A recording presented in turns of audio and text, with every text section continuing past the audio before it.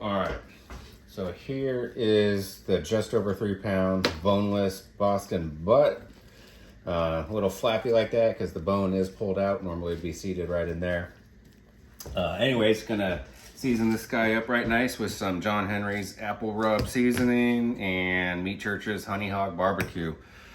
So I think I'm gonna do the apple rub seasoning first, and then I'll do the top layer with the Honey Hog. All right, gotta make sure we get all sides. And then, because the pit barrel doesn't have a thermometer on it at all, I haven't installed one either, I'm just gonna use the the Meat Stick 4X.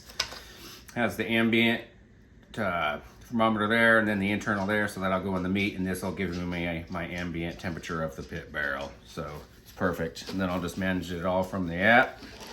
So I'm gonna get this guy in right here, right in the middle, just like that.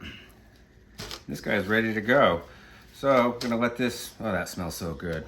I'm gonna let this sweat in while we get the pit barrel fired up, and we shall be back. Today I'm using B&B Competition Oak charcoal briquettes. Don't know how you guys open your bags, but those straw strings right there are always a pain in the ass, man. So this is how I do it. That's it. Done and done. And in there. Good to go. All right, I'm gonna load up. I think I'm gonna do the half chimney today. I'll get it filled up.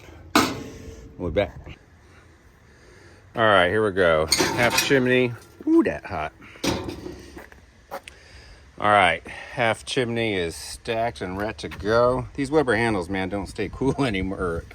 So be careful, man. I always have to grab something. Anyways, let's trek on down to the pit barrel. So here we go. I got it loaded up with unlit coals on the right side. Put the B&Bs, the lit B&Bs there on the left. And I'm just gonna, it is oak, but I'm not getting a lot of smoke out of it. So I am gonna just drop in a chunk or two of some additional oak. So let me pick this thing up carefully. Get it in there, like so. Doing the best I can with the camera in the sunlight. All right, so there it is. I'm gonna throw in a chunk or two of some oak, put the grill grate on over there, and let it come up to temp. So I'll be back. All right, guys, pit barrel's coming up to temp, but just a quick comment or two on it for those unfamiliar with it. I've had this for 6 or 7 years now. It's a pretty simple barrel cooker. It's 30-gallon. The rebarb holes you see right there in the front and back where you used to hang your meat from the meat hooks, those, when you have the rebarb in, that's your damper control.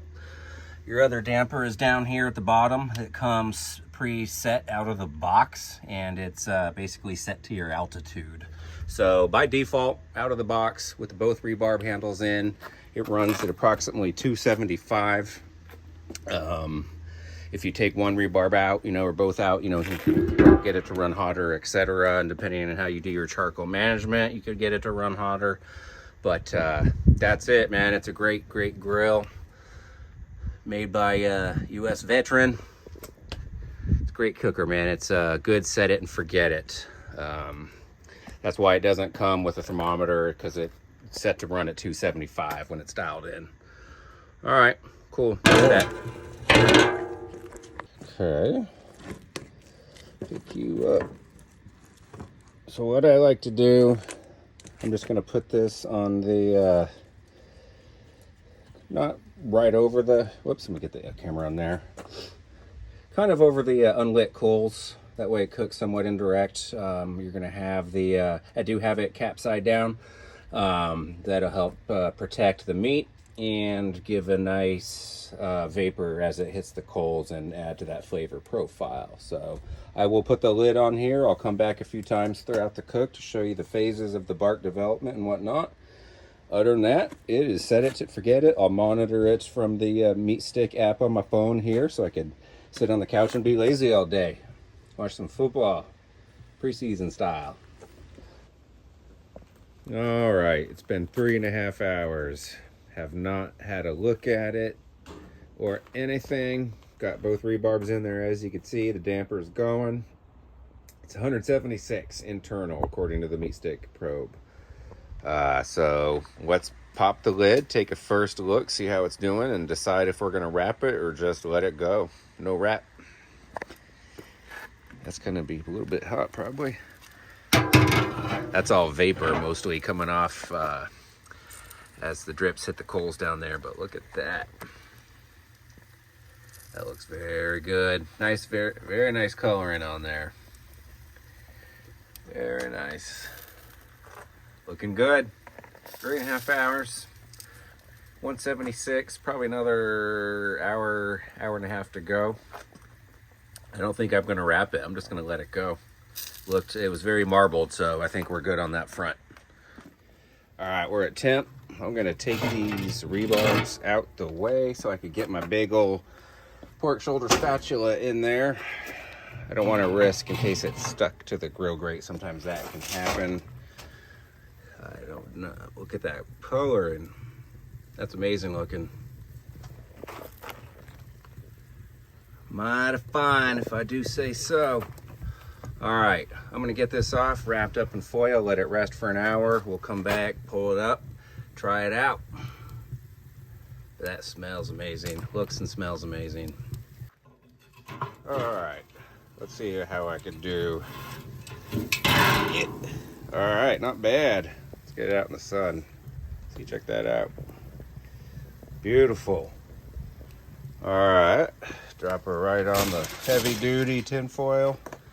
Always want to use the heavy duty, more durable, keeps the heat in better.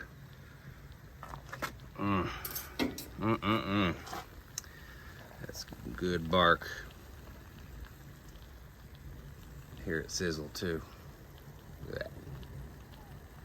All right, let's let this rest. Be back in an hour.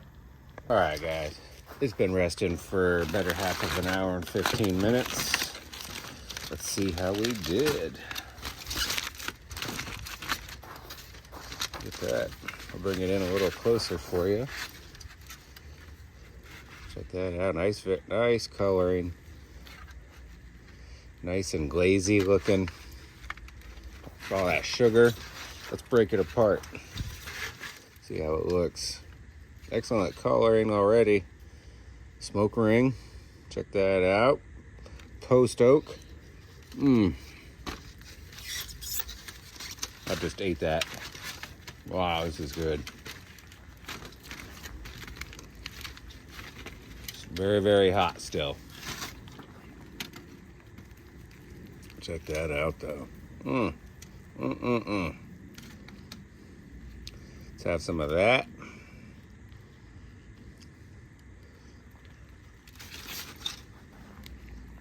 Try a little of this bark. Might be a little tough. That was probably the cap on the underside. I'm not going to eat that. But man, ooh, that's hot. Very, very delicious. You could taste that apple rub. Definitely taste that. It's very appley. You can taste the honey from the MeatChurch. So it's definitely got the sweet. It's got the fruit from the apple. That's the best part. The apple pairs very well with pork. Not too bad though.